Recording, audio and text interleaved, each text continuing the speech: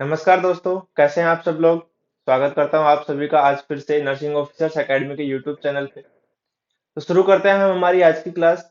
तो जैसा हम लास्ट क्लास में हमने डिस्कस किया था कि हम रीनल फेलियर के बारे में पढ़ रहे हैं।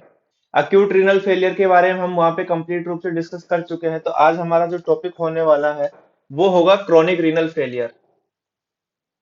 क्या होगा? क्रोनिक रीनल फेलियर,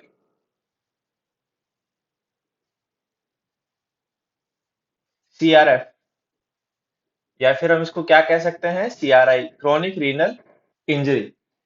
तो जैसा इसके इंट्रोडक्शन में बताया था, तो क्या है ये क्रोनिक रीनल फेलियर? एक प्रोग्रेसिव स्टेज है हमारे पास।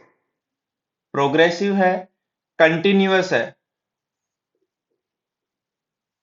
ये नहीं है कि अचानक हुई है, सडन हुई है। काफी लंबे समय से जो चली आ रही है वो कंटिन्यूअस प्रोसेस है। कि काफी लंबे समय से किडनी ने डैमेज स्टार्ट हो गया था किडनी के अंदर। किडनी ने अपने जो फंक्शंस हैं वो कम कर रखे हैं काफी लंबे समय से। और अब जाके मतलब वो क्रोनिक कंडीशन में रीनल फेलियर हो गई, मतलब काफी लंबा टाइम उसने बुरी हालात में निकाला है। और फाइनली जाके अब उसने फाइनली जवाब दिया है कि अब मेरी बस की नहीं है, इससे ज्यादा मैं अब काम नहीं कर सकती हूँ। इसके अलावा और हमने इंट्रोडक्शन में क्या देखा था कि इसका जो क्लिनिकल फीचर हमारे पास आता है वो आता है uremia and uremic frost. Uremic frost, जिसके बारे में हमने बताया था कि ये इनिशियल स्टेज में ना आके कहाँ पे आते हैं हमारे पास, लेटर स्टेज। क्या होता है वो भी हमने पढ़ चुका था कि ब्लड के अंदर यूरिन का, ओ सॉरी, यूरिया का अमाउंट ज्यादा होना। और अगर स्किन के ऊपर वो यूरिया आके जमा हो जाए व्हाइट पैचेज में, तो वो यूरेमिक फ्रॉस्ट कहलाता है। तो ये कुछ चीजें हम वहां पे पढ़ गए थे कि इंट्रोडक्शन में। दूसरी चीज क्या होती है, इरिवर्सिबल होती है। एक बार जो इतना अगर लॉस हो गया, रिवर्सिबल, अगर इतना लॉस हुआ है तो उसके बाद उसको ठीक कर पाना बहुत मुश्किल काम होता है। तो ये क्या है हमारे पास, इरिवर्सिबल प्रोसेस है। चलिए, तो ये हमने इसका बेसिक इंट्रोडक्शन हम पढ़ चुके हैं। आज हम इसके बारे में नेक्स्ट जो डिस्कस करेंगे वो इसके बारे में हम डिस्कस करेंगे इसकी ईटियोलॉजी क्या है, कि क्या ऐसे कारण होते हैं कि किडनी धीरे धीरे करके खराब होती है। तो सबसे पहले अगर हम इसकी बात करें कि इसके कोजेज क्या है, तो इसके कोजेज में हम बात करें, सबसे पहले तो क्रोनिक हाइपरटेंशन। हाइपरटेंशन, अगर किसी पर्सन को लंबे समय से हाइपरटेंशन की बीमारी है, उसको ब्लड प्रेशर हमेशा हाई रहता है। तो ब्लड प्रेशर हाई रहने की वजह से क्या होगा कि जब वो जो ब्लड है वो हमारा फिल्ट्रेशन के लिए किडनी में जाएगा। तो किडनी में जब फिल्ट्रेशन के लिए जाएगा तो वो एक्सेसिव प्रेशर के साथ वहां पे पहुंचने वाला है। जब वहां पे एक्सेसिव प्रेशर के साथ जाएगा तो वो किसको डैमेज करेगा, ग्लोमेरुलर को। जो ग्लोमेरुलर है जहां पे फिल्ट्रेशन होगा, वहां पे अगर कंटिन्यूअस लंबे समय से 4-5 साल से कंटिन्यूअस अगर वहां पे प्रेशर ज्यादा आ रहा है, तो वो जो कैपिलरीज है वो डैमेज होने लग जाती हैं, जिसकी वजह से रीनल फेलियर की कंडीशन डेवलप हो जाती है। तो ये क्या है, एक क्रोनिक कंडीशन है। अचानक से बीपी बढ़ा, हो गया ठीक, कोई दिक्कत नहीं है। बट अगर एक ही चीज पे बार बार इतना ज्यादा प्रेशर डाला जाए तो वो चीज खराब हो जाएगी, टूटने लग जाएगी। तो वही हाल यहाँ पे है कि जब ब्लड का प्रेशर ज्यादा होता है, वो ग्लोमेरुलस में जब फिल्ट्रेशन के लिए जाता है, तो वहां पे क्या होता है कि जो कैपिलरीज होती हैं, ग्लोमेरुलस बेसिकली क्या है, कैपिलरीज का नेटवर्क है जहाँ पे फिल्ट्रेशन होता है। तो उस कैपिलरीज के नेटवर्क पे जब ज्यादा प्रेशर जाता है, तो वो धीरे धीरे उनकी जो वॉल है वो डैमेज होने लग जाती है। तो पहली चीज कारण में हम क्या मान सकते हैं कि हाइपरटेंशन, क्रोनिक हाइपरटेंशन अगर किसी पेशेंट को है तो उसको चांसेस है रीनल फेलियर होने के। सेकंड हम बात करें इसमें कि सेकंड कोज क्या हो सकता है, तो सेकंड कोज हो सकता है डायबिटीज मेलाइटस। डायबिटीज मेलाइटस वाले पेशेंट में भी रीनल फेलियर के चांसेस रहते हैं। क्यों रहते हैं? डायबिटीज मेलाइटस में क्या होता है कि जो ब्लड ग्लूकोज लेवल है वो ज्यादा हो जाता है। ब्लड ग्लूकोज लेवल ज्यादा हो गया है। अब इंसुलिन काम नहीं कर पा रहा है या फिर इंसुलिन बन ही नहीं रहा है, तो ब्लड ग्लूकोज लेवल ज्यादा हो गया। जब ब्लड ग्लूकोज लेवल ज्यादा हुआ तो उसकी वजह से क्या हुआ, ब्लड की जो कंसेंट्रेशन है वो इंक्रीज हुई। साथ के साथ उसकी जो ओस्मोलरिटी है, ओस्मोलरिटी इंक्रीज होगी। इंक्रीज ओस्मोलरिटी एंड कंसंट्रेशन, जब ब्लड गाढ़ा होने लग जाएगा, जब उसमें शुगर का अमाउंट ज्यादा हुआ, ग्लूकोज का अमाउंट ज्यादा आएगा, तो उसकी जो ओस्मोलरिटी और जो उसकी कंसंट्रेशन है वो ज्यादा हो गई। अब इस सिचुएशन में क्या होगा, जब ब्लड ओस्मोलर बन जाएगा, ज्यादा एक्सेसिव ओस्मोलर बनेगा, तो उस दौरान क्या होता है कि जो सेल के अंदर फ्लूइड है,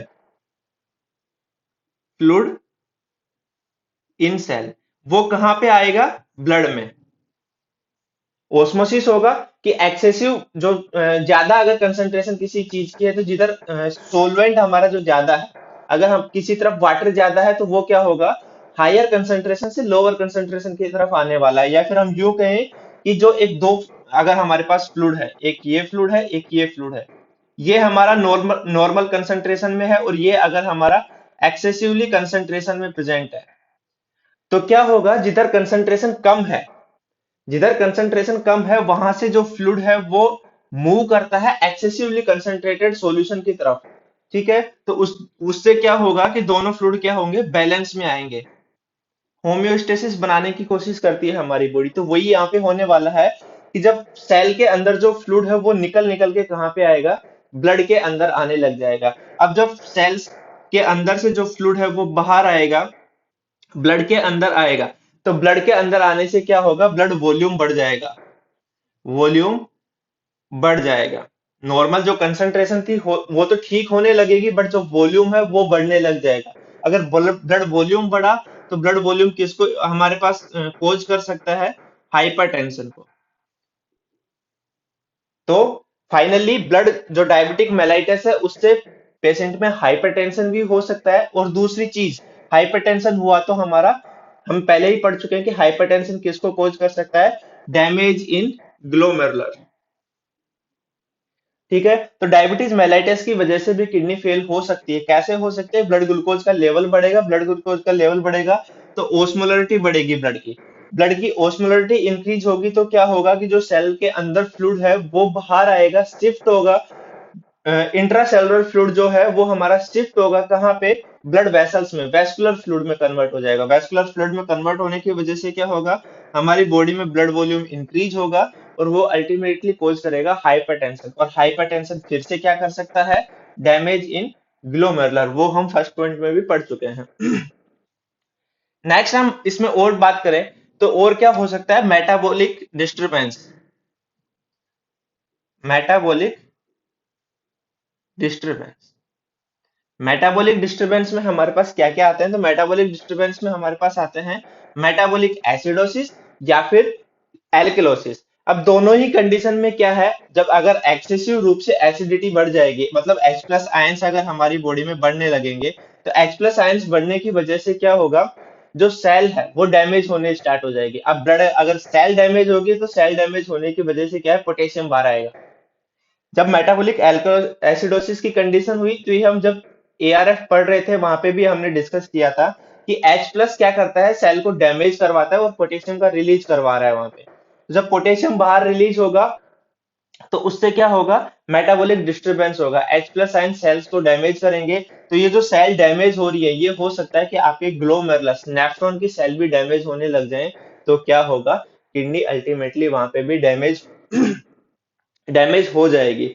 उसके अलावा अगर हम बात करें कि और क्या कारण हो सकता है, तो और कारण ये भी हो सकता है कि अगर किसी पेशेंट में बार बार एआरएफ हो रहा है, recurrent episode of acute renal failure, अगर बार बार किसी इंडिविजुअल में अक्यूट रीनल फेलियर हो रहा है, रिकरेंट एपिसोड आ रहे हैं कि एक बार एआरएफ की कंडीशन आई, ठीक हुआ, फिर से री एआरएफ हो गया, तो उस पेशेंट में भी चांसेस रहते हैं सीआरएफ होने के।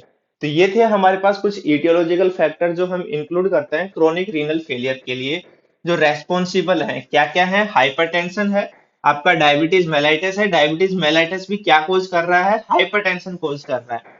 नेक्स्ट हम बात कर रहे हैं कि अगर एआरएफ बार बार किसी इंडिविजुअल में हो रहा है, रिकरेंट हो रहा है, तो भी पेशेंट में चांसेस हो सकते हैं।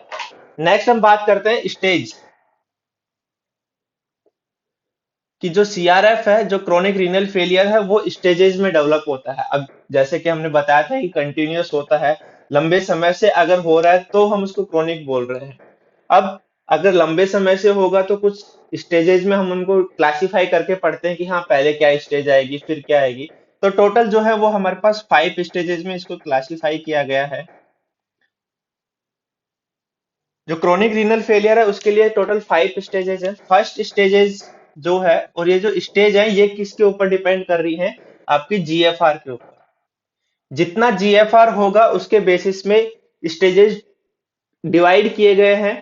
तो अगर जीएफआर 90 से 120 ml पर मिनट है तो वो आपके फर्स्ट स्टेज में काउंट किया गया है। सेकंड अगर हम बात करें तो आपका आता है यहाँ पे 60 से 89 ml पर मिनट। ये आपका सेकंड स्टेज में काउंट किया गया।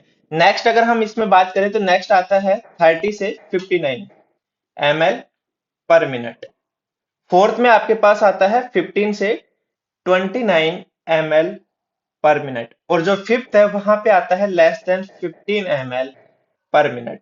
अगर ये जीएफआर आती है किसी इंडिविजुअल में, जो जीएफआर है ग्लोमेरुलर फिल्ट्रेशन रेट, जो नॉर्मल कितनी होती है 100 से 120 ml पर मिनट, ये इसका नॉर्मल वैल्यू है।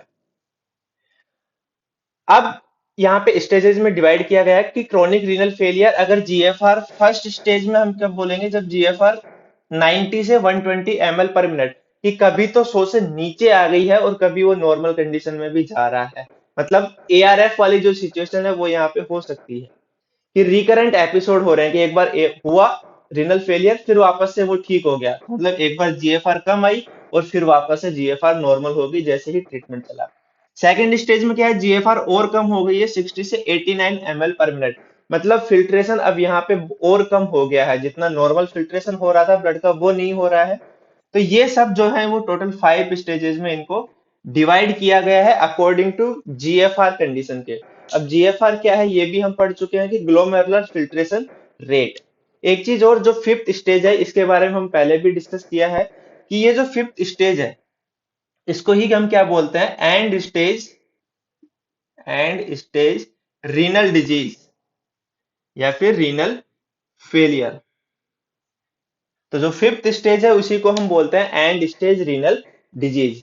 तो ये हो गई इसकी स्टेजेस। नेक्स्ट हम इसमें बात करते हैं इसके क्या क्या क्लिनिकल मैनिफेस्टेशंस आने वाले हैं, कि जब इंडिविजुअल में क्रोनिक रीनल फेलियर होगा तो वो क्या क्या साइन सिम्टम शो करेगा, जिसके बेसिस पे हम ये आइडेंटिफाई करेंगे कि हाँ उसमें क्रोनिक रीनल फेलियर की कंडीशन हुई है। तो हमारा नेक्स्ट टॉपिक है क्लिनिकल मैनिफेस्टेशंस।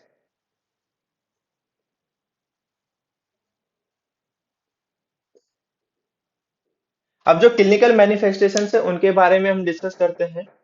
तो यहाँ पे हम एआरएफ वाले जो क्लिनिकल मैनिफेस्टेशंस है उनको ध्यान में रखते हुए हम यहाँ पे उसके क्लिनिकल मैनिफेस्टेशंस लिखने वाले हैं, क्योंकि दोनों जगह क्या हुआ है, किडनी में इंजरी है, रीनल फेलियर हो रहा है। तो क्या क्या साइन सिम्टम्स आएंगे, तो जो हमने एआरएफ में पढ़ना स्टार्ट किए थे वो सारे साइन सिम्टम तो यहाँ पे होने वाले हैं। जो रेशनल है वो भी यहाँ पे सेम रहेगा। तो क्या क्या हमने उसमें पढ़ा था, हमने उसमें देखा था कि जो यूरिन आउटपुट था, यूरिन आउटपुट कम हो गया है। जब फिल्टर्ड ही नहीं हो रहा है, जब ग्लोमेरुलर फिल्ट्रेशन रेट ही कम हो रही है, फिल्ट्रेशन ही नहीं होगा तो यूरिन का फॉर्मेशन भी नहीं होगा, फॉर्मेशन नहीं होगा तो आउटपुट भी कम होगा। दोनों ही कंडीशन हो सकती हैं आपका एनयूरिया एंड ओलिगूरिया। जब जीएफआर सेकंड थर्ड स्टेज में रहती है तो ओलिगूरिया, और उसके बाद जब सीआरएफ हमारा फोर्थ और फिफ्थ स्टेज में चला जाता है तो पेशेंट में एन यूरिया भी हो जाता है, मतलब less than 100 ml per day. तो ये कंडीशन लेटर स्टेज में, सीआरएफ की लेटर स्टेज में डेवलप होती है। अब हम बात करें कि और क्या क्या कंडीशंस हो सकती हैं और क्या क्या साइन सिम्टम्स आ सकते हैं, तो हमने वहां पे बात किया था कि क्या हो सकता है आपका increase blood urea nitrogen level. Azotaemia वाली कंडीशन डेवलप होगी क्योंकि फिल्ट्रेशन नहीं हो रहा है, यूरिन आउटपुट नहीं जा रहा है, यूरिन आउटपुट नहीं जा रहा है तो क्या हो गया, जो वेस्ट प्रोडक्ट है वो भी नहीं निकल पा रहे हैं। नेक्स्ट और क्या हमने डिस्कस किया था वहां पे, इंक्रीज सीरम क्रिएटिनिन लेवल। जो सीरम क्रिएटिनिन है वो बढ़ने लग जाएगा। Increase serum uric acid level, uric acid level, uric acid का लेवल बढ़ जाएगा। नेक्स्ट हम बात करें कि और क्या डेवलप हो सकता है, तो पेशेंट में क्या होगा, हाइपर वोल्यूमिया।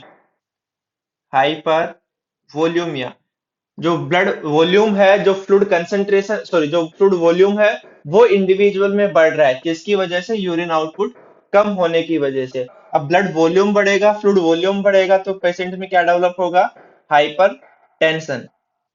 ये सब साइन सिम्टम हम किस में भी डिस्कस कर चुके हैं, जो हमारा अक्यूट रीनल फेलियर था वहां पे भी ये सारे साइन सिम्टम हमारे पास आ रहे थे, क्योंकि सेम कंडीशन जो उसकी ओलिग्यूरिक फेज थी, वही कंडीशन हमारे पास यहाँ पे डेवलप हो रही है कि वॉल्यूम निकल ही नहीं रहा है, तो वो बॉडी के अंदर ही स्टोर हो रहा है, बॉडी के अंदर ही वो बढ़ रहा है। तो ये सारी कंडीशन आपको वहां पे देखने को मिलने वाली है। और क्या होने वाला है आपके पास यहाँ पे, तो और होने वाला है नेक्स्ट, अगर हम बात करें तो नेक्स्ट क्या होगा आपका, uremia and uremic frost. Uremic frost. Uremia क्या है कि ब्लड में यूरिया का जो अमाउंट है वो बढ़ गया है। अब यूरिया का अमाउंट बढ़ने की वजह से क्या होगा, इस लेवल तक बढ़ जाएगा कि वो जो यूरिया है वो स्किन के ऊपर व्हाइट पैचेज के रूप में स्टोर हो जाएगा। ऐसे हमें स्किन के ऊपर व्हाइट व्हाइट पपड़ी दिखने लगेंगी, वो क्या होगा, यूरेमिक फ्रोस्ट।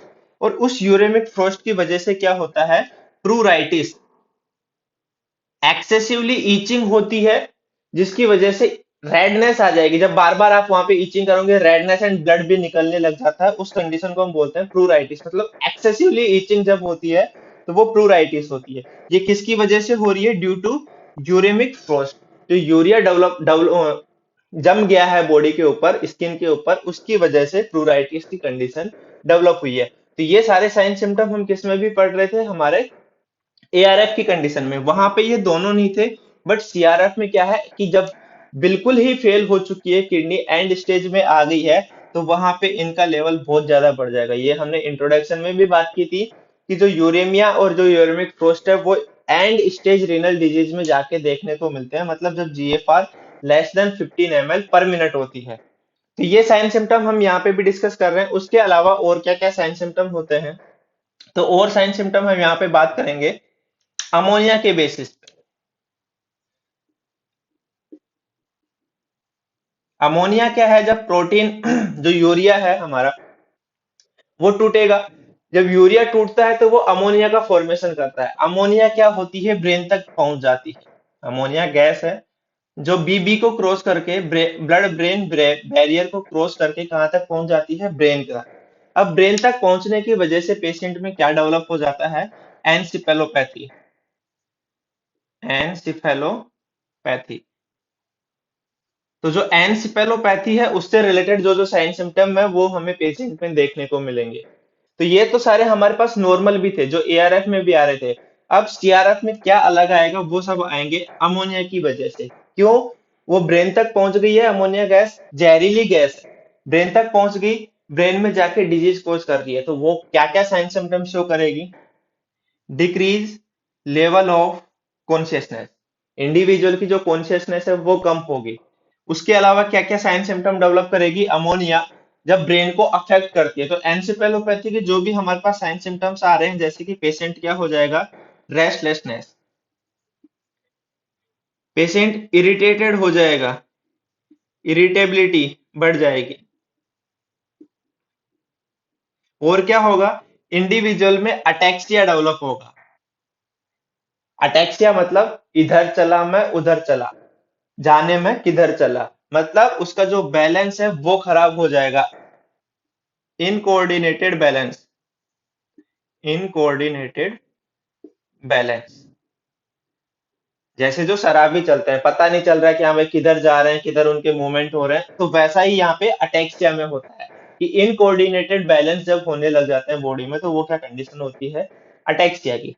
और क्या हो सकता है, पेशेंट में सीजर्स डेवलप हो सकते हैं, इंडिविजुअल कोमा में जा सकता है, इरिटेबल होगा, रेस्टलेसनेस की कंडीशन होगी, तो स्लीपलेसनेस, स्लिप, इंडिविजुअल सही ढंग से सो नहीं पाएगा।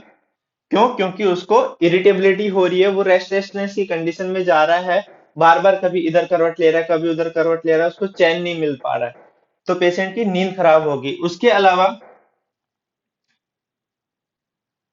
डिक्रीज लिबिडो, जो सेक्सुअल इंटरेस्ट है, जो सेक्सुअल पावर है, वो भी उस इंडिविजुअल की कम होने वाली है। किसकी वजह से, न्यूरोलॉजिकल इन्वॉल्वमेंट की वजह से। और क्या होगा, इम्पोर्टेंस, इम्पोर्टेंस, इम्पोर्टेंस नहीं है, ये है इम्पोर्टेंस। मतलब जो प्रोडक्टिविटी की जो एबिलिटी है वो कम हो जाना, जिसको हम नॉर्मली अगर स्त्रियों में होती है तो बोलते हैं बांझता, और यहाँ पे हम इसको बोलते हैं नपुंसकता। तो इंसान में क्या हो सकती है, इम्पोर्टेंस की कंडीशन डेवलप हो सकती है। तो ये सारे सिम्टम्स जो आए हैं हमारे पास, वो किसकी वजह से आ रहे हैं, अमोनिया की वजह से। अमोनिया कहाँ तक पहुंच गया है, ब्रेन तक, एनसेफेलोपैथी कोज कर रहा है, तो न्यूरोलॉजिकल इन्वॉल्वमेंट हो गया है। अब जब न्यूरोलॉजिकल इन्वॉल्वमेंट हुआ है तो ये हमारे पास साइन सिम्टम्स हमारे पास आ रहे हैं। क्या आ रहे हैं कि एलओसी कम हो गई है, level of consciousness, patient restlessness हो गया है, इरिटेबल हो गया है, अटेक्सिया हो गया है, सीजर्स आ रहे हैं, कोमा में जा सकता है पेशेंट, स्लीपलेसनेस हो सकती है, लिबिडो इंपॉर्टेंस, और जो उसकी फर्टिलिटी है वो क्या हो जाएगी, कम, डिक्रीज फर्टिलिटी। तो ये सारे साइन सिम्टम्स किसकी वजह से आए हैं, अमोनिया की वजह से। ये अमोनिया ने क्या किया, ब्रेन में जाके कुछ ना कुछ तो लोचा किया है, जिसकी वजह से क्या हुआ, ये सारे साइन सिम्टम्स डेवलप हुए हैं। उसके अलावा अमोनिया और क्या करता है, जिसकी वजह से हमारे पास और साइन सिम्टम्स आते हैं, उनके बारे में हम इधर डिस्कस करते हैं। अमोनिया क्या करता है, अमोनिया करवाता है आपके पास अल्सर, कहाँ पे, इन जीआईटी, जो गैस्ट्रो इंटेस्टाइनल ट्रैक्ट है वहां पे अल्सर कोज करवा सकता है। और उसके अलावा जो अल्सर है वो कैंसर फॉर्मेशन में या फिर ट्यूमर फॉर्मेशन में कन्वर्ट हो जाते हैं। तो जीआईटी के जो अल्सर है, जीआईटी का जो ट्यूमर है, वो भी कोज करवा सकता है आपका अमोनिया, इतना जहरीला होता है। तो जो जीआईटी के हैं वो सारे फंक्शन डिस्टरबेंस जो है वो हमारे पास डेवलप हो जाएंगे इंडिविजुअल में। क्या होगा, अगर अमोनिया ने जीआईटी में अल्सर डेवलप करवाए हैं तो जीआई डिस्टरबेंस होगा आपका, जीआई डिस्टरबेंस। जीआई डिस्टरबेंस होगा तो पेशेंट में एनोरेक्सिया, नोजिया एंड वोमिटिंग होने वाला है। पेशेंट को भूख नहीं लगेगी, उसको नोजिया जैसा फील होगा और वोमिटिंग भी हो सकती है। उसके अलावा और क्या होगा, तो और होगा हमारे पास यहाँ पे GI bleeding, GI bleeding, gastro intestinal जो ट्रैक्ट है वहां पे ब्लीडिंग होगी, क्योंकि अल्सर फॉर्मेशन हुआ है। अल्सर अगर रप्चर होंगे तो वो ब्लीडिंग करवा देंगे। उसके अलावा और क्या होगा, आपका गैस्ट्राइटिस। गैस्ट्राइटिस क्या है, स्टोमक का इन्फ्लामेशन, लिख देते हैं आगे। गैस्ट्राइटिस क्या है, inflammation and infection of stomach. और क्या हो सकता है आपके जीआई में डिस्टरबेंस होने की वजह से अमोनिया, और क्या करवा सकता है, स्टोमेटाइटिस। स्टोमेटाइटिस, स्टोमेटाइटिस क्या हो सकता है, क्या होता है, आपकी बकल कैविटी का इन्फ्लामेशन। बकल कैविटी जिसको हम बोलते हैं ओरल कैविटी, तो बकल कैविटी या फिर ओरल कैविटी का इन्फ्लेमेशन और इन्फेक्शन क्या कहलाता है, स्टोमेटाइटिस। स्टोमेटाइटिस को स्टोमक से ना रिलेट करें, स्टोमक के इन्फेक्शन को हम बोलते हैं गैस्ट्राइटिस। और जो स्टोमेटाइटिस है वो होता है ओरल कैविटी या फिर आपकी बकल कैविटी का इन्फेक्शन एंड इन्फ्लेमेशन। और क्या क्या साइन सिम्टम आ सकते हैं यहाँ पे, तो और हमारे पास आ सकते हैं हेलिटोसिस, हेलिटोसिस। अब अमोनिया क्या है, गैस है, गैस है तो वो एयर के थ्रू बाहर आएगी, हमारे रेस्पिरेशन में आएगी, रेस्पिरेशन में आएगी। तो हेलिटोसिस में क्या आएगा, bad breath, bad breath. Ammonia की जो गैस है वो बहुत हम बोले कि बहुत बदबूदार होती है। तो वो जो बदबूदार है वो आपकी हवा में जब आप एक्सपिरेशन करते हो तो वहां पे भी आएगी। तो जो आपकी एक्सपिरेशन है वो कैसी होगी, बैड होगी, बदबूदार होगी, किसकी वजह से, अमोनिया की वजह से। और उस टर्म को हम क्या बोलते हैं, बैड ब्रीथ को हेलिटोसिस। तो ये सब किसकी वजह से हो रहा है, अमोनिया की वजह से। इसके अलावा हम और बात करें तो और क्या कंडीशन डेवलप हो सकती है जीआई डिस्टरबेंस में, तो और आपका होगा मेलेना की कंडीशन। मेलेना मतलब जो स्टूल है उसमें आपका क्या प्रेजेंट होगा, ब्लड, किसकी वजह से, जीआई ब्लीडिंग की वजह से। तो ये सारे साइन सिम्टम्स किस में देखने को मिलेंगे हमें, अमोनिया की वजह से पेशेंट में देखने को मिलेंगे। क्या क्या है, अमोनिया की वजह से ब्रेन इफेक्ट हुआ, एनसेफेलोपैथी, न्यूरोलॉजिकल इन्वॉल्वमेंट में आने वाले साइन सिम्टम्स। दूसरी चीज, अमोनिया की वजह से जीआई डिस्टरबेंस, जीआई डिस्टरबेंस में आपका एनोरेक्सिया, नोजिया, वॉमिटिंग, ब्लीडिंग होगी, गैस्ट्राइटिस होगा, स्टोमेटाइटिस, हेलिटोसिस एंड मेलेना। तो ये क्या है, halitosis, bad breath, stomatitis, buccal cavity और गैस्ट्राइटिस, इन्फेक्शन ऑफ स्टोमक। तो ये सारे साइन सिम्टम्स होंगे हमें अमोनिया की वजह से। उसके अलावा हम बात करें कि और क्या क्या साइन सिम्टम आएंगे पेशेंट में, जो कि क्रोनिक रीनल फेलियर से अफेक्टेड है इंडिविजुअल, तो उसमें हम पहले तो डिस्कस कर चुके हैं नॉर्मल साइन सिम्टम जो हम एआरएफ में भी पढ़ रहे थे, वो सारे आएंगे।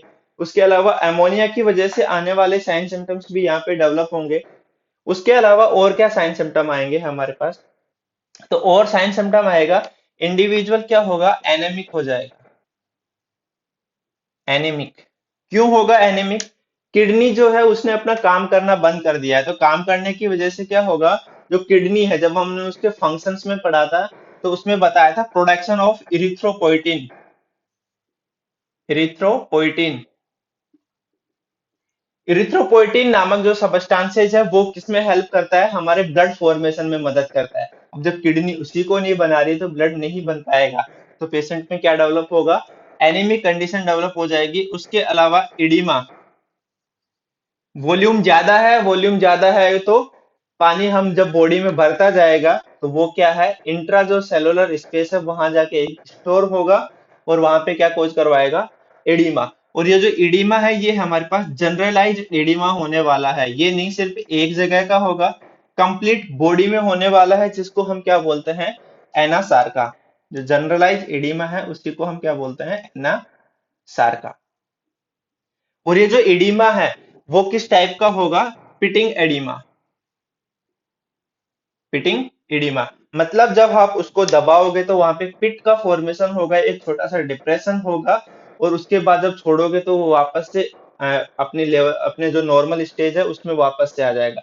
जैसे यहाँ पे एडिमा हुआ है, यहाँ पे हम दबाएंगे तो वो जो फ्लूइड है वो साइड में मूव कर जाएगा, और जहाँ पे आपकी उंगली से आप प्रेस कर रहे हो वहां पे एक छोटा सा डिप्रेशन बन जाएगा, तो वो क्या होता है, पिटिंग एडिमा। तो ये हो गया इडिमा। नेक्स्ट हम बात करें कि और क्या क्या साइन सिम्टम आएंगे, तो और जो हमारे साइन सिम्टम आने वाले हैं वो आएंगे फ्लूइड वॉल्यूम की वजह से। अब फ्लूइड वॉल्यूम की वजह से क्या साइन सिम्टम आएंगे, हाइपर वॉल्यूमिया हुआ है तो due to fluid accumulation, fluid accumulation, कि बॉडी में अगर फ्लूइड एक्यूमुलेट हो गया है तो क्या क्या आपके पास साइन सिम्टम आने वाले हैं। जो क्रोनिक रीनल फेलियर है उसके साइन सिम्टम को आपको रटना नहीं है, सिर्फ समझना है कि वो उनके पीछे कारण क्या है। तो पहली चीज हमने कारण पढ़ा कि जीएफआर कम हुई, अब जीएफआर कम हुई तो ब्लड यूरिन आउटपुट नहीं निकलेगा, जो वेस्ट प्रोडक्ट है वो नहीं निकलेंगे तो वो बॉडी में स्टोर होंगे, फ्लूइड वॉल्यूम नहीं निकलेगा, बॉडी में वॉल्यूम बढ़ जाएगा, वॉल्यूम बढ़ेगा बीपी बढ़ेगा। तो ये सारे हमने स्टार्टिंग में पढ़ा जीएफआर कम होने की वजह से। फिर क्या पढ़ा कि अमोनिया ज्यादा हुआ है बॉडी में, अमोनिया क्या करता है उसके अकॉर्डिंग हमने साइन सिम्टम पढ़े कि वो ब्रेन को इन्वॉल्वमेंट करता है और जीआई डिस्टरबेंस करता है, तो वहां पे आने वाले साइन सिम्टम हमने पढ़े। अब हम पढ़ रहे हैं कि फ्लूइड एक्यूमुलेट हो गया है, एक्यूमुलेशन की कंडीशन में क्या क्या साइन सिम्टम आते हैं, तो उनके बारे में हम डिस्कस करेंगे। तो जब अगर फ्लूइड वॉल्यूम एक्यूमुलेट होगा तो एडिमा की कंडीशन डेवलप होगी, वो अभी जस्ट हमने पढ़ा। अब यहाँ पे और क्या हो सकता है, एसाइटिस हो सकता है। एसाइटिस मतलब fluid accumulation in peritoneal cavity, fluid accumulation in peritoneal cavity।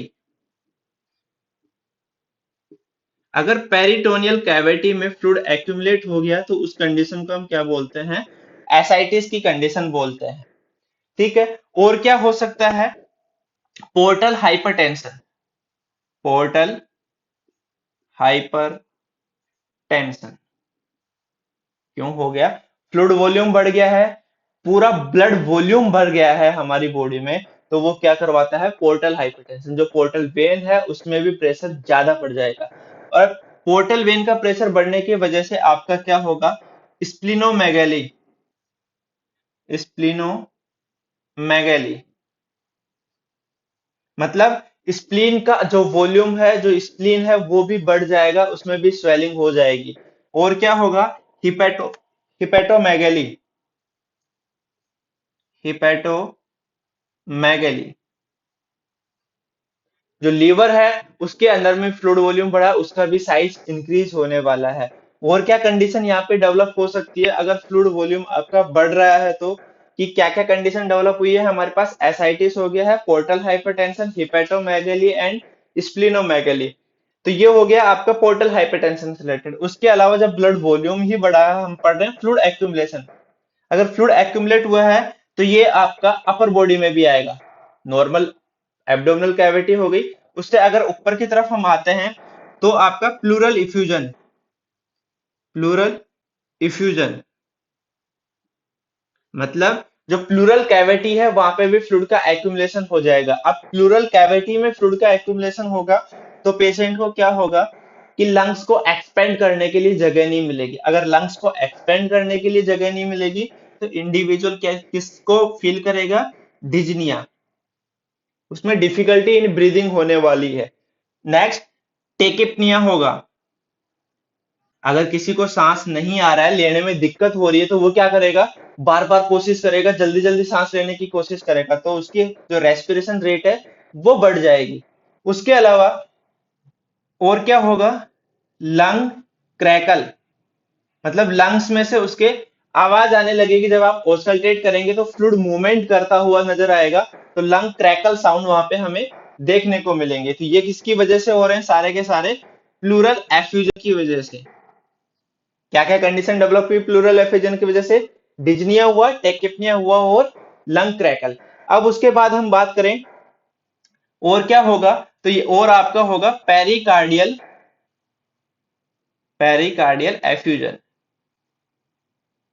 मतलब जो पेरिकार्डियम है, हार्ट की जो लेयर है, वहां पे भी क्या होगा? ब्लड वॉल्यूम बढ़ जाएगा। अब पेरिकार्डियल एफ्यूजन होगा तो जिसकी वजह से क्या होगा? जब पेरिकार्डियम, हार्ट की जो आउटर कवरिंग है, वहां पे फ्लूइड का वॉल्यूम बढ़ गया है, तो जो वेंट्रिकल्स हैं उनको एक्सपेंड होने के लिए, वेंट्रिकल्स को अपना क्या है, कॉन्ट्रैक्शन और रिलैक्सेशन करने के लिए स्पेस नहीं मिलेगा। तो उस कंडीशन को क्या होगा? Inability, inability to ventricle, ventricles unable हो जाएंगे किसमें? कॉन्ट्रैक्शन करने के लिए। तो उस कंडीशन को हम क्या बोलते हैं? Cardiac tamponade, tamponade. Cardiac tamponade क्या है? Inability of ventricles to contract and relax. मतलब जो कॉन्ट्रैक्ट, जो वेंट्रिकल्स हैं उनके जो नॉर्मल फंक्शंस हैं वो अपनी एबिलिटी में नहीं हो पाएंगे क्योंकि उनको स्पेस नहीं मिल रहा है। उसको हम क्या बोलते हैं? Cardiac tamponade. उसके अलावा और क्या साइन सिम्टम आएंगे हमारे पास?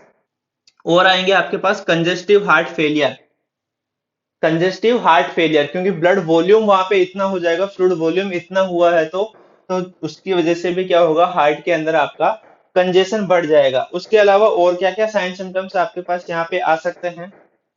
तो और हमारे पास साइन सिम्टम आ सकते हैं पल्मोनरी इडीमा, पल्मोनरी इडीमा, ठीक है। जो आपका पल्मोनरी वेसल्स हैं वो भी स्वेल हो जाएंगे, आपके जो लंग्स हैं वहां पे भी फ्लूइड वॉल्यूम एक्यूमुलेट होना स्टार्ट हो जाएगा। तो ये सारे साइन सिम्टम किसकी वजह से आए हैं? बॉडी में फ्लूइड एक्यूमुलेशन की वजह से। तो ऐसे ही आपको साइन सिम्टम्स को क्या है, हेडिंग्स के बेसिस पे पढ़ना है। एक चीज हुई, उसकी वजह से क्या क्या और चीजें हो सकती है, तो ऐसे करके पढ़ेंगे तो वो और इजीली हम याद कर पाएंगे। वरना अगर हम इन सबको सिर्फ पॉइंट टू पॉइंट ऊपर से पढ़ते कि हाँ ये भी होगा, ये भी होगा, ये भी होगा, तो हम उनको अच्छे से याद नहीं रख पाते कि वो हो क्यों रहा है। जब हमें उनका कारण पता चलेगा तो हम उनको और अच्छे से याद रख पाएंगे। तो ये हो गया फ्लूइड एक्यूमुलेशन के बेसिस पे आने वाले साइन सिम्टम। नेक्स्ट अब हम इसमें और डिस्कस करते हैं जो हमने अक्यूट रीनल फेलियर में भी पढ़े थे, जिनको स्टार मार्क करके भी बताया था, उनका रेशनल भी साथ के साथ वहां पे बताया था, रेड पेन से वहां पे लिखे गए थे। कौन कौन से होते हैं यहाँ पे भी हम लिख देते हैं। सबसे पहले आपका मेटाबॉलिक एसिडोसिस, मेटाबॉलिक एसिडोसिस। जो रेशनल है वो सेम रहने वाला है, ठीक है।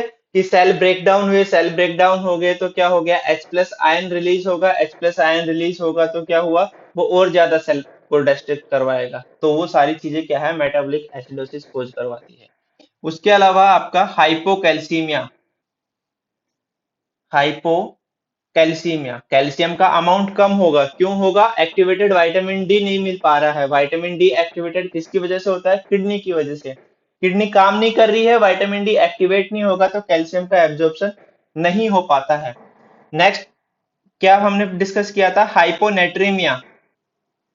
हाइपोनेट्रीमिया, सोडियम का अमाउंट कम हो रहा है, क्यों हो रहा है, सिर्फ कंसंट्रेशन कम हुई है, जो फ्लूइड वॉल्यूम है वो बढ़ा है और जो सोडियम की कंसंट्रेशन है वो कम हो गई है। तो कंपैरेटिवली हम बात कर रहे हैं, तो कंपैरेटिवली सोडियम का लेवल क्या देखने को मिलेगा, कम। कैल्शियम कम होगा तो आपका मस्कुलर स्पाज्म होगा, मस्कुलर स्पाज्म एंड टिटेनी, ये वाली कंडीशन वहां पे डेवलप होंगी। सोडियम कम होगा तो इंडिविजुअल ड्राउजीनेस में चला जाएगा, ड्राउजीनेस, सीजर्स आ सकते हैं उसको, पेशेंट कोमा में जा सकता है, लिथार्जिक हो जाएगा। तो ये सब क्या है, हाइपोनेट्रीमिया के साइन सिम्टम्स देखने को मिलेंगे। उसके अलावा और हम बात करें, आपका hyperkalemia, hyperkalemia, cell का ब्रेकडाउन हुआ है, पोटेशियम कहाँ पे आ गया है, ब्लड वेसल्स में आ गया है, तो ब्लड में अमाउंट बढ़ गया है पोटेशियम का, उसी को हम क्या बोल रहे हैं, हाइपर कैलेमिया। हाइपर कैलेमिया की वजह से इंडिविजुअल में क्या डेवलप होंगे, अरिथमियाज। ठीक है, अरिथमियाज डेवलप होने के पीछे रीजन क्या होता है, आपका पोटेशियम जब लेवल बढ़ जाता है तो वो हार्ट की जो मसल्स है, कॉन्ट्रेक्टिबिलिटी है, उसको बहुत ज्यादा कर देता है और इंडिविजुअल में अरिथमिया डेवलप हो जाते हैं। और जो उसका क्लिनिकल फीचर है, क्लिनिकल फीचर वो क्या है, हाइपर कैलेमिया क्या, टाल टी वेव, टाल टी वेव।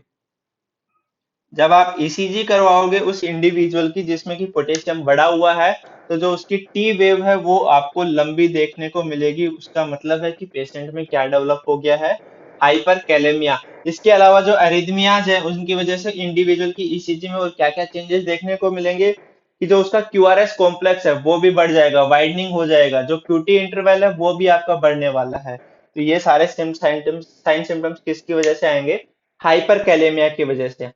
उसकी वजह से एक चीज और, अगर हम नेक्स्ट सिम्टम की बात करें तो और क्या होगा, हाइपर पैराथायरोडिज्म, पैराथायरोडिज्म क्या मतलब है, कि जो पैराथायरॉयड, जो ग्लैंड है जो पैराथ हार्मोन को रिलीज करवाती है, उनका सिक्रेशन बढ़ जाएगा। पैराथ हार्मोन क्या काम करवाता है, पैराथ हार्मोन काम करवाता है हमारे पास कि जो बोन्स है, बोन्स को कैल्शियम जो है उसको ब्लड में लेके आता है, मतलब डीमिनरलाइजेशन का काम करवाता है बोन्स में। अब यहाँ पे पैराथायरॉयड का लेवल क्यों बढ़ेगा, जो पैराथ हार्मोन है उनका लेवल क्यों बढ़ेगा, हाइपोकैल्सीमिया को कंपनसेट करने के लिए। हाइपोकैल्सियमिया हुआ है मतलब ब्लड में अमाउंट कम हुआ है, यहाँ पे हम इनको समझे, ये है हमारी बोन और ये है हमारा ब्लड।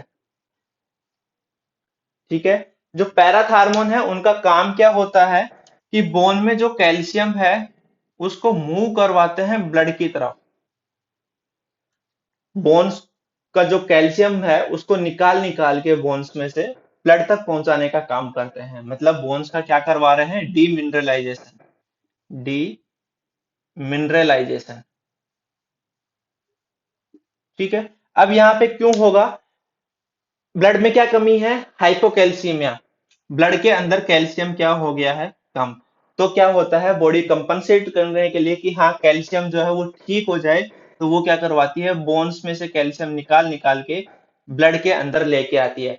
अब एक चीज तो वो सही करने की कोशिश कर रही है, बट दूसरी चीज वो खराब कर रही है। अगर बोन्स में से कैल्शियम निकाल लिया जाएगा तो क्या कंडीशन डेवलप हो जाएगी, ओस्टियोपोरोसिस, ओस्टियोपोरोसिस, मतलब जो बोन्स है वो फ्रेजाइल हो जाएंगी, टूटने वाली नेचर में हो जाएंगी। तो अगर बोन्स टूटने लग जाएंगी तो क्या कंडीशन डेवलप होगी, फ्रैक्चर भी हो सकता है बोन्स के अंदर। ओस्टियोपोरोसिस मतलब बोन्स के अंदर होल हो गए हैं, फ्रेजाइल हो गए हैं, तो जल्दी जल्दी वो टूट सकती है। और क्या होगा, पेन होगा।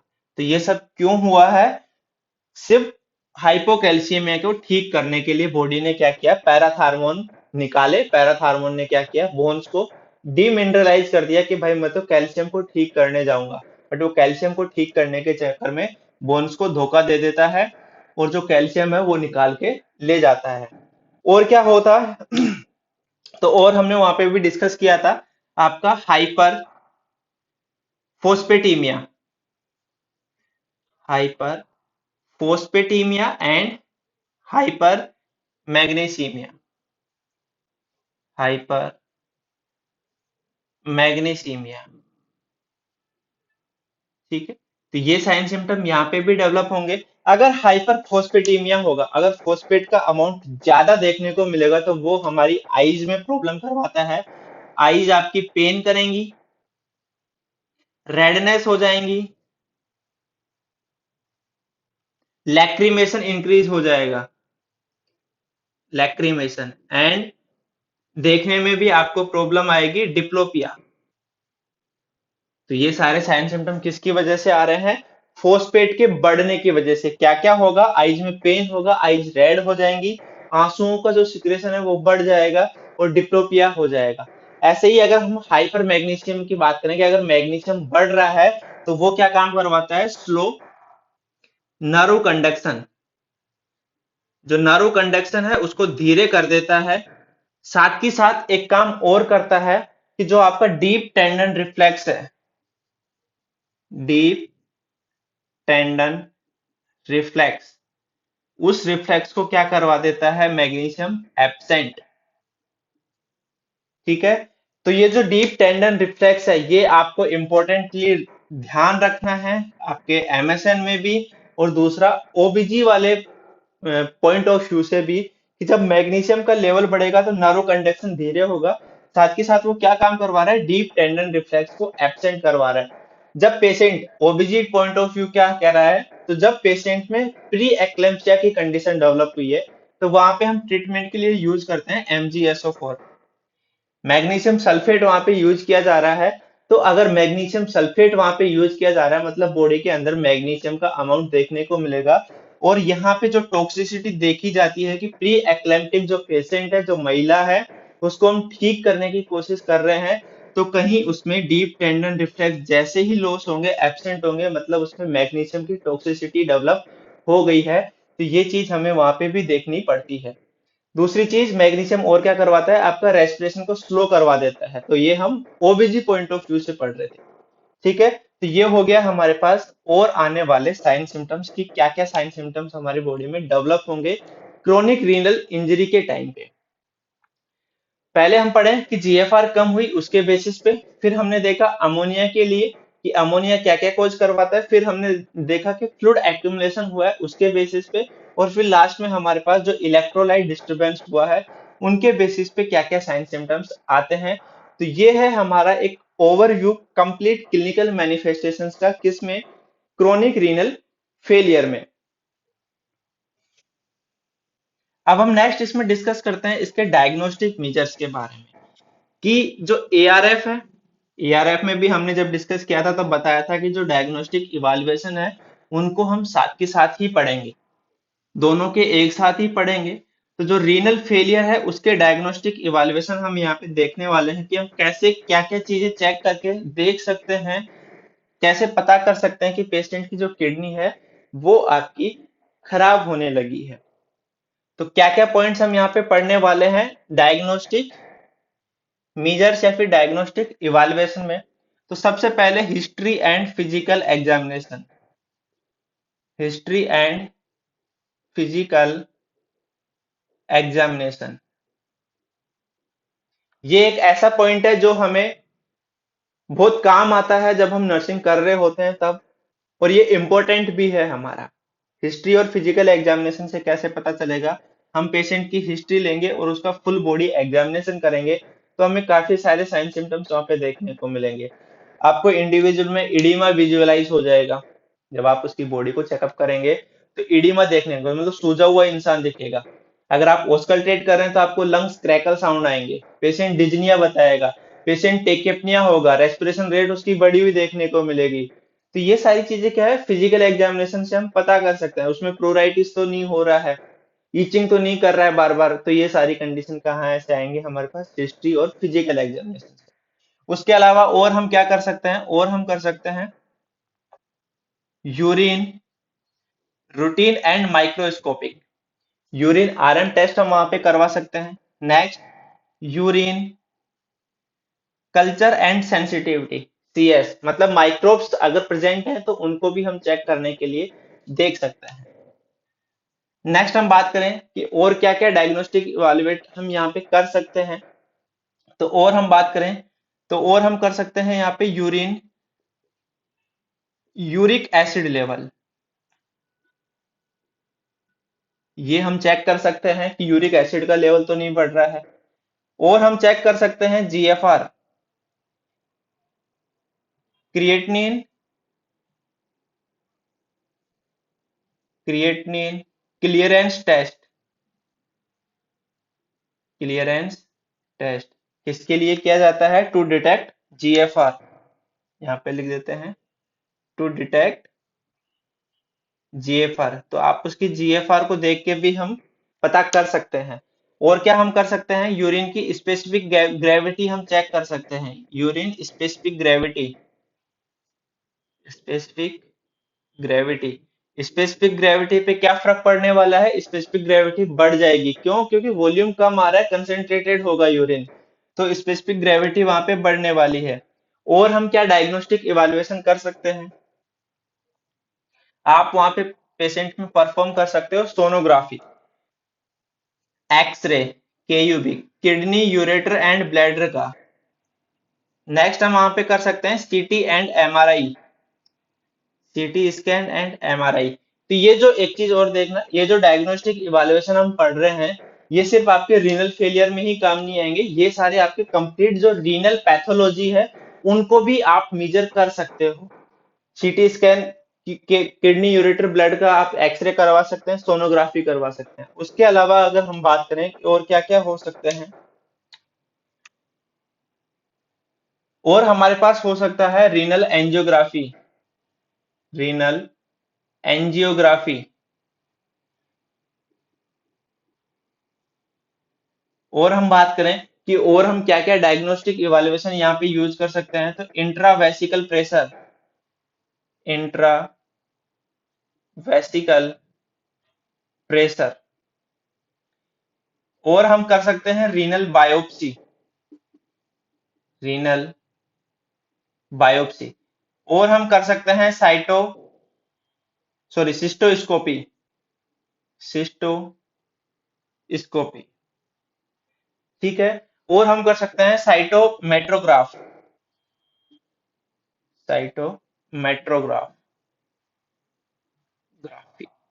तो ये सारे क्या हैं, हम डायग्नोस्टिक टूल यूज कर सकते हैं रीनल पैथोलॉजीज को डिटेक्ट करने के लिए। जितनी भी हमने अभी तक रीनल पैथोलॉजी पढ़ी है, उन सब के लिए हम ये सारी चीजें क्या कर सकते हैं? चेक कर सकते हैं। तो अब क्या क्या है, हम एक एक के बारे में पढ़ना स्टार्ट करते हैं। यूरिन आरएम की अगर हम बात करें, तो यूरिन आरएम क्या है? बेसिकली रूटीन एंड माइक्रोस्कोपिक है। हमें क्या है? क्लीन टेक्निक्स यहाँ पे यूज करनी होती है। क्लीन टेक्निक्स मतलब आपको स्टेराइल टेक्निक यूज करने की जरूरत नहीं है, क्लीन टेक्निक हम यहाँ पे यूज कर रहे हैं। ठीक है। जो यूरिन का अमाउंट होने वाला है वो आपको 10 to 15 ml यूरिन चाहिए होगा यूरिन आरएम करने के लिए।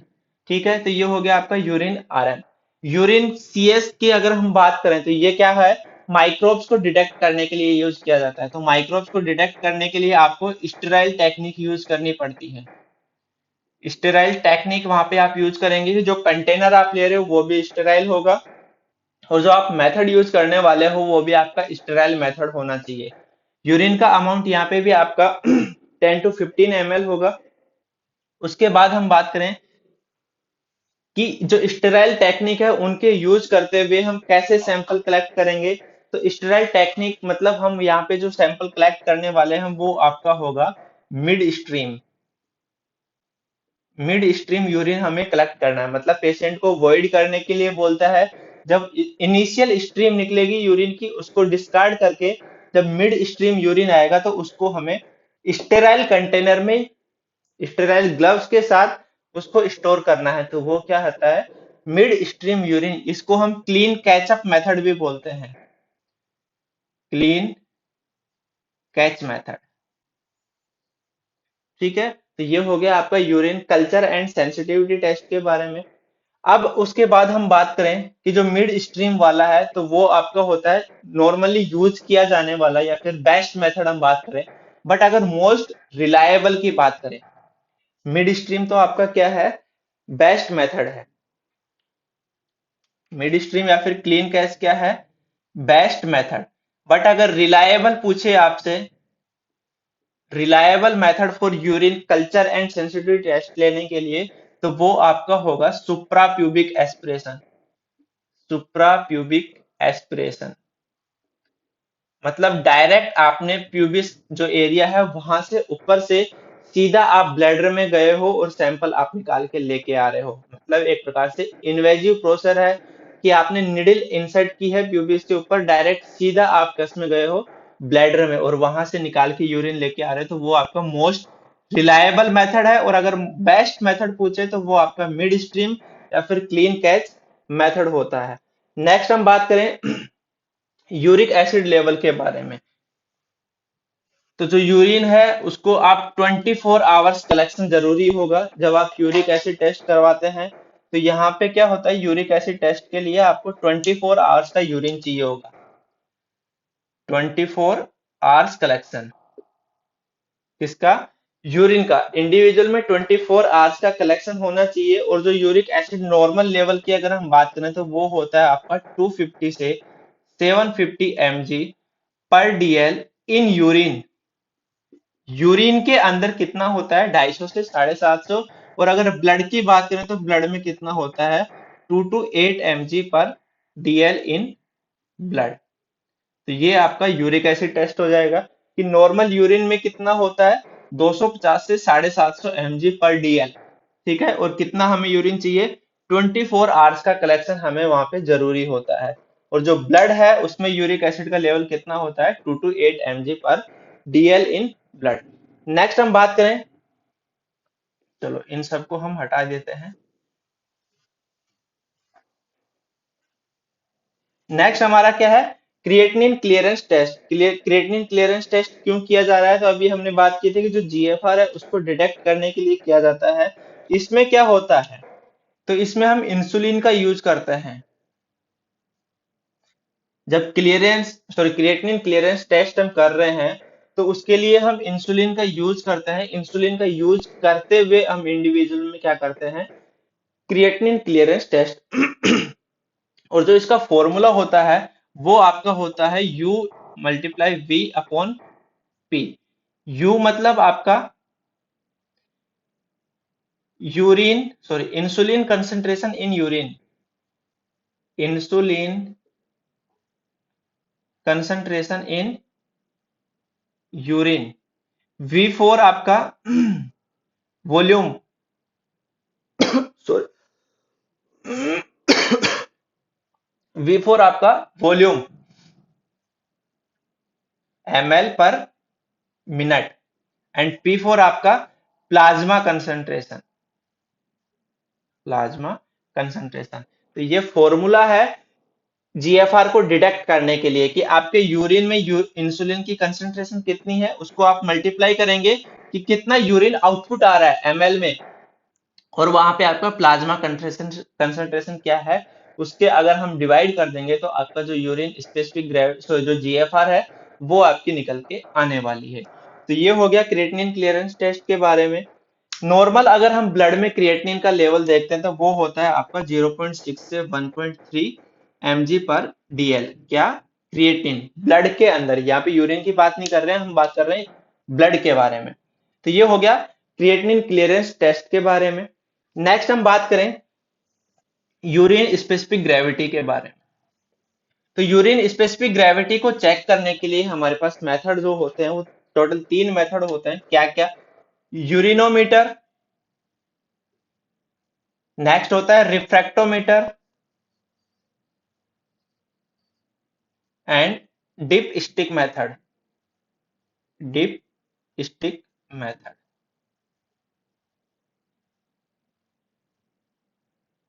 रिफ्रैक्टोमीटर। तो ये 3 मेथड हमारे पास होते हैं किसके लिए, यूरिन स्पेसिफिक ग्रेविटी को चेक करने के लिए। यूरिनोमीटर, इसमें क्या होता है कि आप एक यूरिनोमीटर, एक मीटर होता है, उसको आप डिप कर देते हो एक बाउल में, या फिर हम यूं कहें कि एक टेस्ट ट्यूब में आपने यूरिन को इकट्ठा किया है, यूरिन कलेक्शन लिया है, उसके अंदर उस यूरिनोमीटर को डिप करते हो, उसको उसमें पटक दिया है, उसके बाद उसको फ्री छोड़ते हो, उसमें क्या होता है, रीडिंग्स बनी हुई होती है। तो जिस लेवल पे आपका यूरिन का अपर मान लो यहाँ पे है, तो किस लेवल पे उस मीटर की रीडिंग आ रही है, तो वो क्या डिनोट करेगी, आपकी स्पेसिफिक ग्रेविटी। तो ये क्या होता है, यूरिनोमीटर। मतलब आपने यूरिन कलेक्शन लिया है, उसमें आपने यूरिनोमीटर को फ्री फ्लो छोड़ दिया है, कोई प्रेशर आप उस पर अप्लाई नहीं कर रहे हो, तो आपका क्या आएगा, स्पेसिफिक ग्रेविटी। ये क्या होता है, लेस एक्यूरेट होता है, इतना क्लियर रिजल्ट इससे नहीं आता है। फिर आता है रिफ्रैक्टोमीटर। रिफ्रैक्टोमीटर क्या है, मोस्टली लैब्स में हम यूज करते हैं। इसमें क्या होता है, आपके पास एक रिफ्रैक्टोमीटर होता है,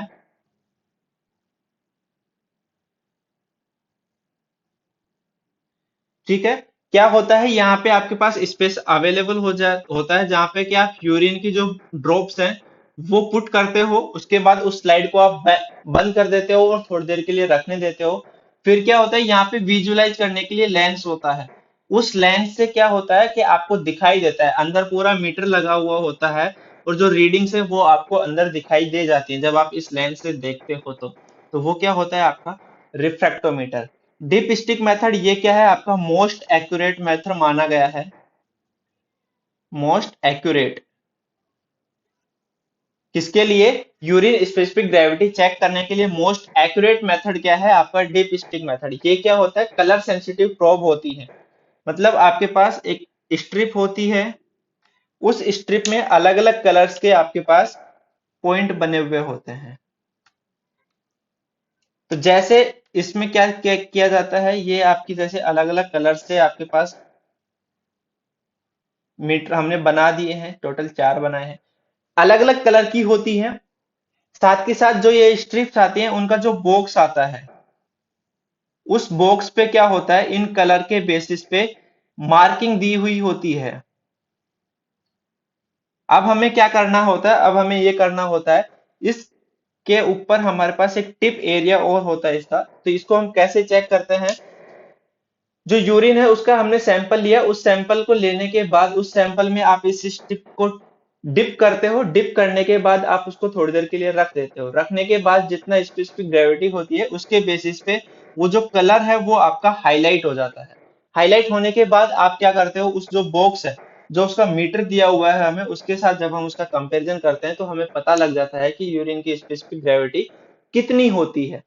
तो ये हो गया आपका most accurate method, dipstick method,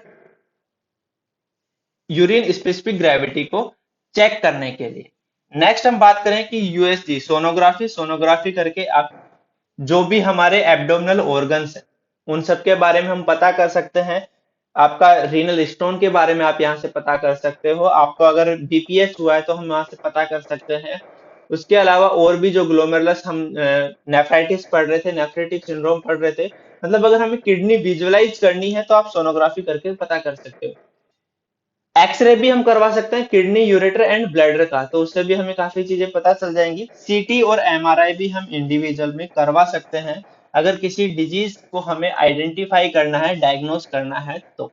next हम बात करते हैं और हमारे क्या क्या क्लिनिक सॉरी डायग्नोस्टिक फीचर्स हो सकते हैं। तो और हमारे पास रीनल एंजियोग्राफी, जैसे हम कार्डियो एंजियोग्राफी करते हैं, मतलब हार्ट को देखने के लिए, किसी भी एक वेन के सॉरी आर्टरी के थ्रू हम क्या करते हैं, हार्ट तक पहुंचते हैं। तो वैसे ही हम यहाँ पे क्या करते हैं, जो रीनल आर्टरी होती है उसके थ्रू किडनी तक पहुंचते हैं और वहां पे किडनी को विजुअलाइज करते हैं।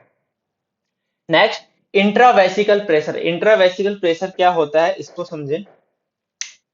इंट्रावेसिकल प्रेशर जो आईवीपी है, उसको चेक करने के लिए हमें दो कैथेटर चाहिए होता है। एक हमें चाहिए होता है फोलिस कैथेटर, दूसरा चाहिए होता है हमें रेक्टल कैथेटर।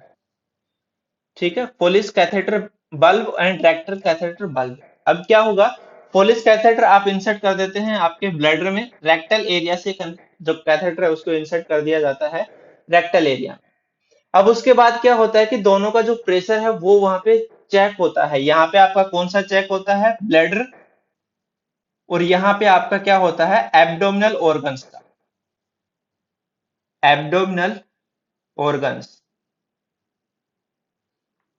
ठीक है, तो इन दोनों के बीच में जो डिफरेंस आता है कि जो ब्लैडर प्रेशर कितना है और आपका एब्डोमिनल ऑर्गन्स कितना प्रेशर लगा रहे हैं, वही आपका क्या है, इंट्रावेसिकल प्रेशर। दोनों जो आपने कैथेटर लिए हैं, जो दोनों आपने प्रोब्स लिए हैं, वो दोनों के बीच का क्या प्रेशर वहां पे बन रहा है, आपके ब्लैडर में कितना प्रेशर है और बाकी जो एब्डोमिनल ऑर्गन्स है वो कितना प्रेशर अप्लाई कर रहे हैं, उन दोनों का जो डिफरेंस होता है वो हमारा क्या कहलाता है, इंट्रावेसिकल प्रेशर कहलाता है। क्लियर है। नेक्स्ट हम बात करें कि रीनल बायोप्सी। तो रीनल बायोप्सी क्या है, आप कोई भी एक टिश्यू वहां से निकालने वाले हो किडनी से। तो रीनल जो बायोप्सी है, बायोप्सी गन हम वहां पे यूज करते हैं। बायोप्सी गन यूज करने के बाद क्या है कि हमने कोई भी एक किडनी से कोई भी एक टिश्यू का सैंपल हमने निकाल लिया है, तो वो क्या होती है, रीनल बायोप्सी। बायोप्सी में हमें ध्यान रखना है इसकी पोजीशंस को लेके। पोजीशन, दो पोजीशन हमें ध्यान रखनी है, एक तो क्या, during procedure and after procedure. कि जब प्रोसीजर चल रहा है, जब आप रीनल बायोप्सी परफॉर्म करोगे, तो आपको कौन सी पोजीशन में पेशेंट को रखना है। तो पेशेंट को आपको यहाँ पे रखना है प्रोन पोजीशन में, with pillow under abdomen. Pillow under abdomen मतलब पेशेंट को उल्टा लिटा दिया गया है और जो उसका पेट है उसके नीचे प्लो रख दिया, ताकि और ज्यादा से प्रोमिनेंट हो जाए उसका बैक एरिया, जो उसकी किडनी है वो और ज्यादा प्रोमिनेंट हो जाए और हम इजीली रीनल बायोप्सी वहां पे कर सकें। एंड आफ्टर प्रोसीजर आपको क्या करना है, सुपाइन पोजीशन देनी है 6 to 8 आवर्स के लिए। ठीक है। तो ये इसकी पोजीशंस के ऊपर है कि रीनल बायोप्सी के दौरान हमें क्या ध्यान रखना है उसकी पोजीशन। कि प्रोसीजर के दौरान तो prone position with pillow under the abdomen, और आफ्टर पोजीशन, आफ्टर क्या करना है हमें, सुपाइन पोजीशन पेशेंट को प्रोवाइड करवाना है। चलिए, नेक्स्ट हम बात करें कि और हम क्या क्या डायग्नोस कर सकते हैं। तो और हमारे पास है सिस्टोस्कोपी। सिस्टोस्कोपी में क्या होता है, यहाँ पे हम बात करें विजुअलाइजेशन ऑफ यूरिनरी ब्लैडर। जो यूरिनरी ब्लैडर है उसको विजुअलाइज किया जाता है किसकी मदद से, सिस्टोस्कोप की मदद से। जो सिस्टोस्कोप होता है उसको यूज करते हुए हम क्या करते हैं, जो यूरिनरी ब्लैडर है उसको विजुअलाइज करते हैं। अब यहाँ पे हमें एक चीज ध्यान रखनी है कि पेशेंट को किस पोजीशन में लिटाना है। तो उसके लिए हमें पेशेंट को लिथोटोमी पोजीशन यूज करनी है। लिथोटोमी पेशेंट में हम सिस्टोस्कोप इंसर्ट करेंगे और वो पेशेंट का हम यूरिनरी ब्लैडर चेक करने वाले हैं। अब इसकी वजह से क्या होगा, जब पेशेंट काफी लंबे समय तक अगर लिथोटोमी पोजीशन में रहेगा, तो जब वापस वो ठीक होगा, मतलब जब प्रोसीजर खत्म होगा, तो उसमें लैग क्रैम्प्स की कंडीशन डेवलप होगी। पेशेंट कहेगा कि उसमें लेग्स में क्रैम्प्स आ रहे हैं। तो वो सब क्या है, नॉर्मल फाइंडिंग है, आपको कुछ भी नहीं करना है, कोई भी इंटरवेंशन वहां पे नहीं करना है, उसको बोलना है कि अभी थोड़ी देर में ये सब ठीक होने वाला है। तो ये क्या हुआ, लैग क्रैम्प्स किसकी वजह से, लिथोटोमी पोजीशन की वजह से। उसके बाद हम बात करें कि यहाँ पे इंपॉर्टेंट जो हमें देखना होगा वो क्या होगा, यूरिन कलर। अगर यूरिन कलर हम बात करें, अगर आपके पास टी कलर आ रहा है, टी कलर यूरिन आ रहा है, तो वो क्या है, नॉर्मल फाइंडिंग है, आपको कुछ नहीं करना है वहां पे। बट अगर यूरिन का कलर ब्राइट रेड हो गया है, ब्राइट रेड, तो इस कंडीशन में आपको क्या करना है, खतरे का निशान हो गया है, मतलब आपको हेल्थ केयर जो इंडिकेटर है, जो हेल्थ केयर प्रोवाइडर है, जो डॉक्टर है, फिजिशियन है, उसको इन्फॉर्म करना है। क्यों हो सकता है, कि हो सकता है कि आपने जो सिस्टोस्कोप यूज किया है उसने क्या कर दिया है, ब्लड में जाके इंजरी, तो मैसिव इंजरी की वजह से क्या हो सकता है, वो यूरिन का कलर ब्राइट रेड हो सकता है। ठीक है। अगर आपको टी कलर ना मिले तो यहाँ पे आपको मिल सकता है पिंक टिंग्ड कलर। तो दोनों ही कलर क्या है, नॉर्मल है। अगर ब्राइट रेड आए तो फिर आपको क्या करना है, हेल्थ केयर प्रोवाइडर को इन्फॉर्म करना है कि हो सकता है कि जो हमने सिस्टोस्कोप यूज किया था उसने क्या कर दिया है, इंजरी कर दी है, जिसकी वजह से जो यूरिन है उसका कलर कैसा हुआ है, ब्राइट रेड। तो ये हो गया सिस्टोस्कोप। नेक्स्ट हम बात करते हैं सिस्टोमेट्रोग्राफी के बारे में।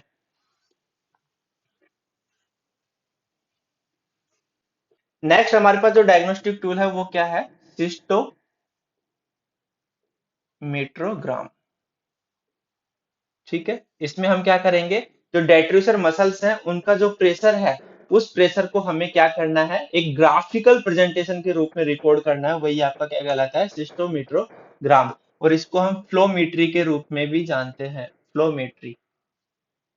ठीक है। तो ये क्या है, हमारे पास कुछ डायग्नोस्टिक इवैल्यूएशन है, डायग्नोस्टिक टूल हैं, जो हम रीनल पैथोलॉजीज को आइडेंटिफाई करने के लिए यूज करते हैं। तो आज की क्लास में हमने डिस्कस किया है क्रोनिक रीनल फेलियर के बारे में, कि क्रोनिक रीनल फेलियर में हमें क्या क्या साइन सिम्टम्स देखने को मिलेंगे। वहां से हमने स्टार्ट किया था कि उसकी स्टेजेस क्या है। तो जो स्टेजेस हैं उनको डिवाइड किया गया जीएफआर के बेसिस पे। अगर आपकी जीएफआर कम हो रही है तो कितनी कितनी कम होगी, उसकी रेंज क्या है, तो उनको ध्यान में रखते हुए सीआरएफ की हमने कंडीशन या जो स्टेजेस है वो आइडेंटिफाई की। उसके अलावा हमने यहाँ पे आज की क्लास में पढ़ा है उसके इटियोलॉजिकल क्या, कि क्या क्या कारण हो सकता है क्रोनिक रीनल फेलियर होने के। फिर हमने देखे उसके साइन सिम्टम्स के बारे में, कि क्या क्या साइन सिम्टम आते हैं। तो फर्स्ट साइन सिम्टम हम बात करें कि जीएफआर कम हुई है। अब अगर जीएफआर कम हुई है तो क्या साइन सिम्टम डेवलप हो रहे थे, वो हमने पढ़े। फिर हमने डिस्कस किया है कि अमोनिया का लेवल बढ़ा हुआ है, अमोनिया के लेवल बढ़ने की वजह से आपका जो ब्रेन है वो अफेक्ट हुआ है। तो एनसेफेलोपैथी और जो न्यूरोलॉजिकल इन्वॉल्वमेंट हुआ है उसकी वजह से आने वाले साइन सिम्टम। फिर हमने देखे कि अमोनिया क्या करवा रहा है, जीआई डिस्टरबेंस, अल्सर कोज करवा रहा है, तो उसकी वजह से आने वाले साइन सिम्टम्स हमने पढ़े हैं। उसके अलावा हमने देखा कि जो फ्लूइड एक्यूमुलेशन हुआ है उसके बेसिस पे क्या क्या साइन सिम्टम्स आ रहे थे। नेक्स्ट हमने फिर डिस्कस किए इसमें कि आपके जो इलेक्ट्रोलाइट है वो इम्बैलेंस हो रहे हैं। इलेक्ट्रोलाइट इम्बैलेंस होने की वजह से कौन कौन से इलेक्ट्रोलाइट इम्बैलेंस हो रहे हैं, उनकी वजह से आने वाले साइन सिम्टम्स हमने यहाँ पे डिस्कस किए। नेक्स्ट फिर हमने डिस्कस किए हैं, ये हमारा क्रोनिक रीनल फेलियर हो चुका था। फिर हमने डिस्कस किया है कि रीनल जो पैथोलॉजीज हैं, जितनी भी आपके पास डिजीज कंडीशंस है, या फिर हम यूं कहें कि अगर हमें एक नॉर्मल इंसान की किडनी को चेक करना है तो हम कितने डायग्नोस्टिक टूल वहां पे यूज कर सकते हैं। तो जो अभी हमने पढ़े हैं वो सारे टूल हम यूज करके एक इंसान जो नॉर्मल इंडिविजुअल है उसकी किडनी को चेक कर सकते हैं, कि उसकी किडनी ठीक है, फंक्शनिंग है या नहीं है, उसमें कोई एबनॉर्मलिटी तो नहीं है। क्लियर है। तो आज की क्लास के लिए इतना ही। अभी हम जो नेक्स्ट क्लास में डिस्कस करेंगे उनके बारे में एक छोटा सा ओवरव्यू दे देता हूँ। नेक्स्ट क्लास में हम डिस्कस करेंगे रीनल फेलियर के ट्रीटमेंट के बारे में। ट्रीटमेंट में आपका इंक्लूड होगा उसका मेडिकल ट्रीटमेंट, कि क्या क्या हम मेडिसिन वहां पे हम यूज कर सकते हैं। डाइटरी ट्रीटमेंट की पेशेंट में हम क्या क्या डाइट मॉडिफिकेशन कर सकते हैं। उसके अलावा नर्सिंग ट्रीटमेंट, सॉरी, जो नर्सिंग मैनेजमेंट है वो क्या होगा। फिर फाइनली आपके दो जो इंपॉर्टेंट पॉइंट हम यहाँ पे पढ़ेंगे वो होगा आपका renal dialysis and renal transplantation, कि अगर सीआरएफ का कोई पेशेंट है या फिर अक्यूट रीनल फेलियर का भी कोई अगर पेशेंट है जिसका कि हमें डायलिसिस करना पड़ रहा है, कि इतना ज्यादा किडनी खराब हो चुकी है कि वो बिल्कुल काम नहीं कर रही है, तो हमें बाहर से मशीन से उसको ठीक करना पड़ेगा, मशीन से साफ करना पड़ेगा। तो वो डायलिसिस, और किडनी को ही हम अगर बदल देंगे तो वो आपका रिनल ट्रांसप्लांटेशन। तो दो पॉइंट और हैं, तो लगभग हमें 2 दिन और लगेंगे हमारे रिनल फेलियर को कंप्लीट करने के लिए। उम्मीद करता हूँ आप सभी लोगों को समझ में आ रहा होगा। तो आज के लिए इतना ही, अलविदा। Thank you.